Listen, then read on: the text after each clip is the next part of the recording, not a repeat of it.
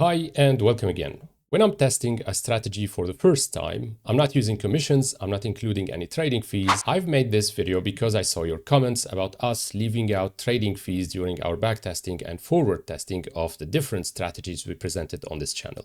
What if I told you it's intentional, it's indicator related, and there's a good reason for it? This is Code Trading. If this is your first time on this channel, we are interested in trading strategies and we usually build and backtest strategies using Python language. If you are interested in the Python codes for backtesting experiments, these are all provided for free in the descriptions of our videos. Although you don't have to code in Python, you don't have to be coder at all, you can still check our backtesting results to identify potential indicators and strategies and improve your trading. A strategy is usually crafted of different parts or layers. The first part is the indicator, which is usually our signal triggering entry positions and opening trades on the market. So this is the first component of a strategy telling us when to enter the market. But this is barely the smallest part of any strategy. Once we open the trade, we need to deal with it. We need to know when to close it and how to move the take profit and stop loss levels depending on the market and how things are changing. And so the second part of a strategy is the trade management part, meaning when we open a trade, what do we do next? When do we exit a winning trade? Shall we wait for more pips to gather more profit, or we simply take what's there and we move on with the market for another trade? Also, how about a losing trade? How do we deal with a losing trade?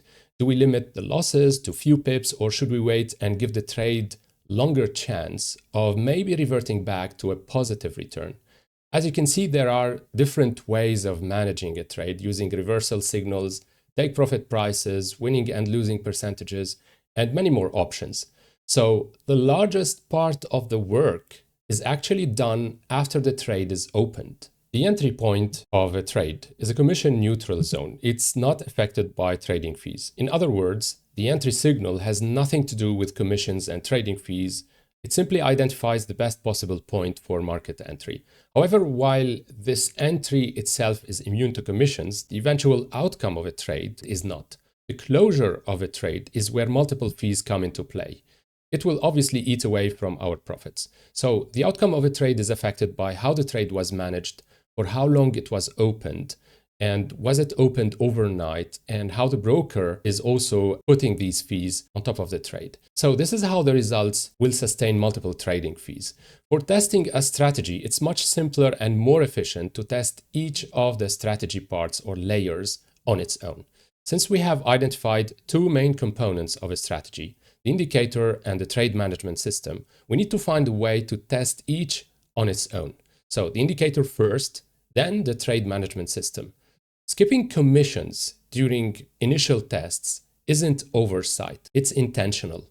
It allows us to assess the raw performance of the entry indicator. It will set aside the complexity of fees and trade management just for a moment so we can start the testing and focus on the indicator on its own. So when I skip commissions in a first test of my so-called strategy, it doesn't mean that we are actually testing the whole intended strategy that we will be using as is for trading later on. But we are just trying to isolate the entry indicator in the backtest to reveal its potential in very simple trading conditions or a very simple trading configuration without the noise of the trade management system, the fees, and all what comes with a trading account. So by isolating the indicator, we're able to compare and differentiate between the raw potential of different entry signals or various entry signals or indicators. And it's a crucial step in our process. It will allow us to go through indicators and select the most promising candidates for further development. And I must repeat, for further development, because this is not it. This is not the full strategy. This is not how we use it on the market. This is why most of these tests are using very simple trade management systems, just to allow us to proceed with the backtesting, to be able to run it, which again is focused on the indicator backtesting rather than the whole strategy. Once we are confident in an indicator, we proceed to integrate it with a trade management system. So this is where we start factoring commissions and other trading fees. It's a more nuanced stage, taking us closer to a strategy that will mimic real-world conditions. So the first purpose is to find and improve the best possible indicator suiting our trading goals.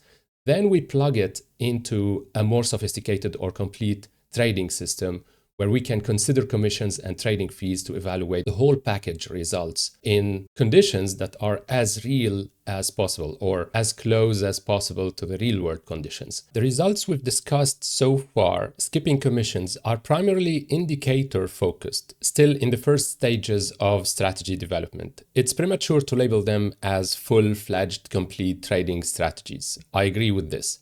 But instead, think of this as a sandbox, a testing ground or environment for indicators to run wild on historical data, revealing their true potential. I mean, what else can you do? If you want to test an indicator, you need to plug it in a simple strategy and just run it on historical data. There's no other way that we can reveal the potential and compare different indicators together. When we examine our backtest results and we see positive returns, we know that this signals an indicator with potential, like in the first example, indicator 1 on the left. Conversely, negative returns could indicate a need for refinement or perhaps a new approach altogether, as seen in the second example on the right. So this method, the way we are doing it, even without commissions, it will allow us still to quickly assess the situation and to compare these indicators together and to know if any of these trading signals is worth developing into a full trading strategy, or it might be just a waste of time.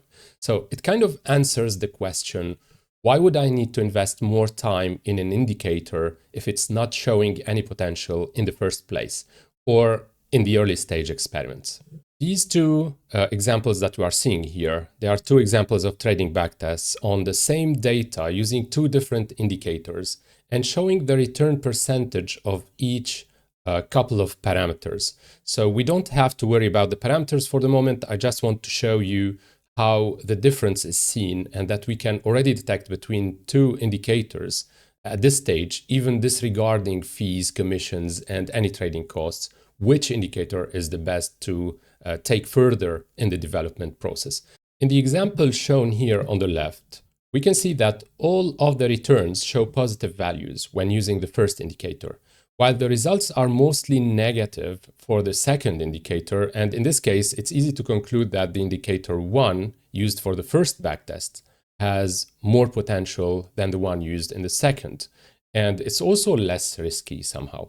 Imagine you have multiple potential variations of the same idea for an indicator, and you need to choose one for further development. Keeping things simple and discarding any additional parameters that might shadow raw results that are directly affected by the indicator is a good starting point. It's not a bad thing to skip commissions at this stage. If we would add commissions to these two examples here that we are seeing, imagine you would get negative results for both indicators in this case.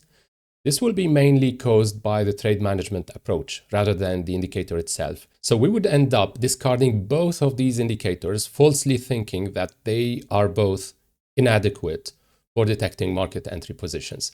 So what I'm trying to say is positive results of a good indicator can be shadowed by an incompatible trade management system. And it would make us miss the opportunity of keeping this indicator for our strategy. Finally, to sum up, this initial phase of backtesting without commissions can be seen as a challenge test for the indicator's intrinsic value, disregarding any additional considerations, any noise. Adding fees and trade management, complex trade management systems, and so on will add a lot of noise on top of the indicator signal at this point. So it would make things or the selection process a bit harder for us. In my opinion, it's a foundational step in crafting a strategy, and once combined with a comprehensive trade management system and adjusted for fees, we hope it stands ready to face the live market. So this was it for this short video. I'll book some of your time to ask you to subscribe for more content on trading intelligence and support this channel by hitting the like button. And mostly don't refrain from sharing your ideas in the comments section. Let me know what you think. Until our next one, trade safe and see you next time.